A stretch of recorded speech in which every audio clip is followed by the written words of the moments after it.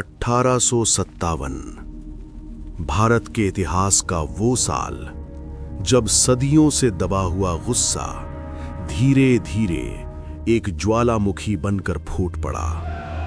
उत्तर भारत के शहरों में एक के बाद एक विद्रोह की चिंगारियां भड़कने लगीं। सैनिक, जनता और स्थानीय शासक सबके भीतर एक ही भावना उभर रही थी, विद्रोह।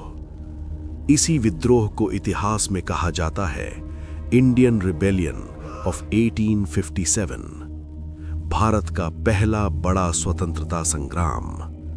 लेकिन हर विद्रोह के साथ आता है एक दमन, और इस दमन की कहानी में इतिहास के पन्नों पर दर्ज हुआ एक नाम, ऐसा नाम जिसे सुनकर उस दौर के लोग कांप उठते थे।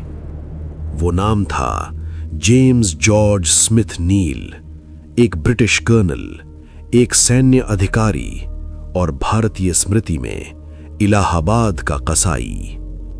ये कहानी है एक ऐसे आदमी की जिसने विद्रोह को कुचलने के नाम पर इतिहास की सबसे भयावह क्रूरताओं में से कुछ को अंजाम दिया। सन 1810 यूरोप के उत्तर में स्थित ठंडी पहाड़ियों वाला देश स्कॉटलैंड, यहीं जन्म हुआ जेम्स जॉर्ज स्मिथ नील का। उस समय ब्रिटिश साम्राज्य अपनी शक्ति के चरम पर था। दुनिया के कई हिस्सों पर ब्रिटिश झंडा लहरा रहा था, और उस दौर में सेना में शामिल होना सिर्फ नौकरी नहीं था, ये था साम्राज्य का हिस्सा बनना। युवा नील भी इसी रास्ते पर चला। उसने ब्रिटिश ईस्ट इंडिया कंपनी की सेना ज्वाइन की और जल्द ही उसे भारत भेज दिया गया। भारत, एक ऐसा देश जिसे उस समय अंग्रेज सिर्फ एक चीज की तरह देखते थे, एक उपनिवेश, एक संसाधन, एक साम्राज्य की संपत्ति। नील को नियुक्त किया गया मद्रास आर्मी में। उसका स्वभाव बेहद कठोर था। वो अनुशासन में विश्वास करता था, लेकिन कई लोग कहते थे कि उसके अंदर एक और चीज थी, निर्दयता। 1857 से पहले के वर्षों में भारत में असंतोष धीरे धीरे बढ़ रहा था। भारतीय सैनिकों को कम वेतन मिलता था, उन्हें नस्लीय भेदभाव का सामना करना पड़ता था, और सबसे बड़ी बात, वे अपने ही देश में दूसरे दर्जे के नागरिक बन चुके थे। फिर एक अफवाह फैलती है, नई बंदूकें, नए कारतूस, और उन कारतूसों को काटने के लिए मुंह का इस्तेमाल करना पड़ता था। लेकिन कहा गया उन पर गाय और सूअर की चर्बी लगी है। हिंदू सैनिकों के लिए गाय पवित्र थी, मुस्लिम सैनिकों के लिए सूअर हराम। ये अफवाह एक चिंगारी बन गई। 10 मई 1857 मेरठ, भारतीय सैनिकों ने विद्रोह कर दिया। कुछ ही दिनों में ये विद्रोह फैल गया। दिल्ली, कानपुर, झांसी, लखनऊ और उत्तर भारत के कई शहरों में ब्रिटिश सत्ता पहली बार सच में डर गई थी। ब्रिटिश अधिकारियों ने तुरंत फैसला लिया, विद्रोह को कुचलना होगा, और इसके लिए भेजा गया कर्नल नील। उसे आदेश मिला, उत्तर भारत जाओ और विद्रोह को किसी भी कीमत पर खत्म कर दो। नील ने अपनी सेना तैयार की और वो उत्तर की ओर बढ़ चला। उसका पहला बड़ा पड़ाव था इलाहाबाद। लेकिन जो कुछ वहां होने वाला था वो सिर्फ सैन्य कार्रवाई नहीं थी, वो था खौफ। जब नील इलाहाबाद पहुंचा, शहर पहले से ही तनाव में था। कुछ अंग्रेज अधिकारी मारे जा चुके थे, ब्रिटिश साम्राज्य क्रोधित था, और नील को दी गई थी पूरी छूट। जो भी विद्रोह में शामिल हो उसे खत्म कर दो। लेकिन नील ने एक कदम आगे बढ़ाया। उसने कहा, जो भी शक के दायरे में आए उसे भी। लोगों को सड़कों से पकड़ा जाने लगा, गांवों से, बाजारों से, यहां तक कि घरों से भी। और फिर बिना किसी मुकदमे के उन्हें फांसी दे दी जाती। इलाहाबाद की सड़कों पर एक भयानक दृश्य दिखाई देने लगा। पेड़ों की शाखाएं लाशों से भरने लगीं। हर दिन नई फांसियां, हर दिन नए आरोप और हर दिन नए शव। कुछ ब्रिटिश सैनिकों के पत्रों में लिखा गया कि शहर में पेड़ों पर इतनी लाशें लटक रही थीं कि उन्हें गिनना मुश्किल था। इलाहाबाद धीरे धीरे बदल गया था, एक शहर से एक डरावनी जगह में, जहां हर आदमी डरता था कहीं अगला नंबर उसका ना हो।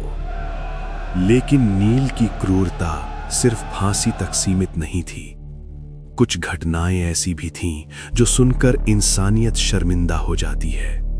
कहा जाता है कि जिन लोगों पर विद्रोह का शक होता उन्हें पहले कोड़े लगाए जाते, फिर उन्हें उस जगह पर ले जाया जाता जहां अंग्रेजों का खून बहा था, और वहां उन्हें मजबूर किया जाता कि वे उस खून से सने फर्श को जीभ से साफ करें, और उसके बाद उन्हें फांसी दे दी जाती।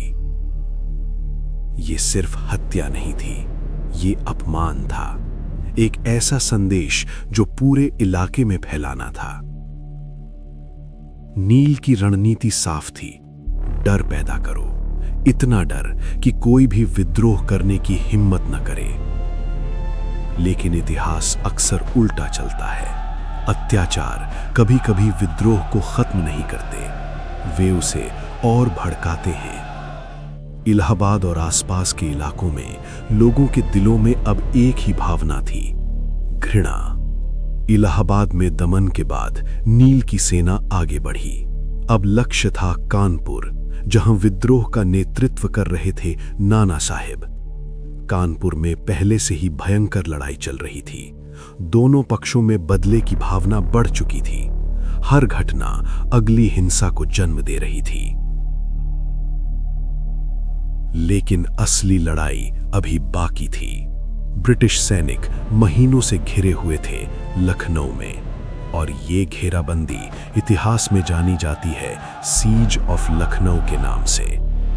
शहर के भीतर लड़ाई हर गली में हो रही थी, हर मकान एक किला बन चुका था, और हर मोड़ पर मौत छिपी थी। 25 सितंबर 1857, लखनऊ। गोलियों की आवाजें हर तरफ गूंज रही थीं, धुआं, बारूद और अफरा तफरी। लेकिन अचानक एक गोली चली, और वो सीधा उसे लगी। ब्रिटिश सेना का वो कर्नल जिसने सैकड़ों लोगों को फांसी दी थी, अब खुद जमीन पर गिर चुका था। कुछ ही पलों में उसकी मौत हो गई। नील की मौत के बाद ब्रिटिश सरकार ने उसे एक बहादुर अधिकारी बताया। उसके सम्मान में स्मारक बनाए गए, लेकिन भारत की स्मृति में उसकी छवि अलग रही। यहां उसे याद किया गया एक ऐसे व्यक्ति के रूप में जिसने सत्ता के नाम पर इंसानियत को कुचल दिया। इतिहास अक्सर दो कहानियां सुनाता है, एक विजेताओं की और दूसरी पीड़ितों की। कर्नल नील की कहानी भी ऐसी ही है। ब्रिटिश इतिहास में वो एक सैनिक था, लेकिन भारतीय इतिहास में वो एक चेतावनी है। सत्ता जब अंधी हो जाती है तो इंसानियत सबसे पहले मरती है।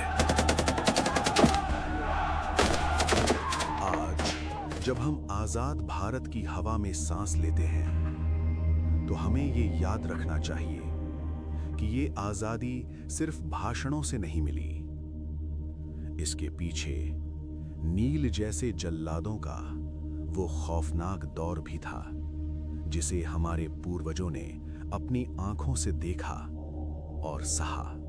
नील की मूर्ति को मद्रास से हटाना सिर्फ एक मूर्ति हटाना नहीं था, वो हमारे आत्मसम्मान की जीत थी। इतिहास के इस अंधेरे पन्ने के बारे में आपकी क्या राय है? क्या आपको लगता है कि कर्नल नील जैसे लोगों की कहानियां हमारे स्कूलों में पढ़ाई जानी चाहिए, ताकि हम अपनी आजादी की सही कीमत समझ सकें? कमेंट में अपनी राय जरूर लिखिए। अगर आपको ये वीडियो पसंद आया हो तो इसे लाइक करें और अपने दोस्तों के साथ जरूर साझा करें। मैं पीयूष वृत्तांत के लिए ऐसे ही अनसुने और सच्चे इतिहास की कहानियां आपके सामने लाता रहूंगा। जय हिंद।